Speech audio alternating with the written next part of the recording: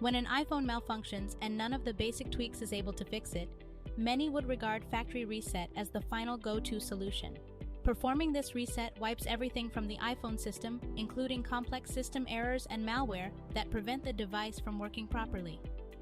In this tutorial video, we will show you how to perform a factory reset on an iPhone running on the latest iOS version. But before we proceed, we would appreciate it if you'll like and share this video so that it will also reach others who need the same information. Now let's get back to our topic. Before you begin, be sure to back up all important files from your iOS device to prevent permanent data loss. You can back them up to your iCloud account or to a secure computer drive through iTunes. Once you've got everything set, navigate to your iPhone's home screen or app library and then tap on the settings icon.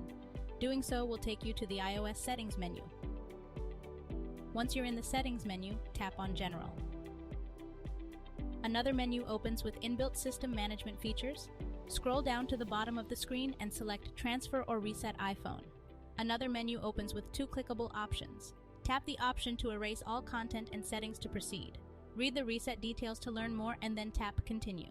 If prompted, enter your iPhone passcode, then follow the rest of the on-screen instructions to confirm factory data reset.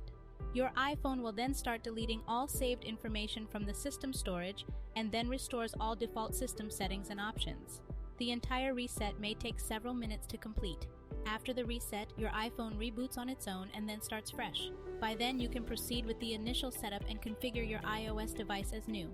And that's how you perform a factory reset on an iPhone through the settings menu.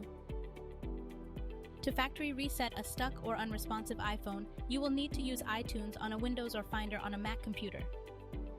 We hope this video is able to help you. Thanks for watching, and don't forget to like and subscribe to support our channel.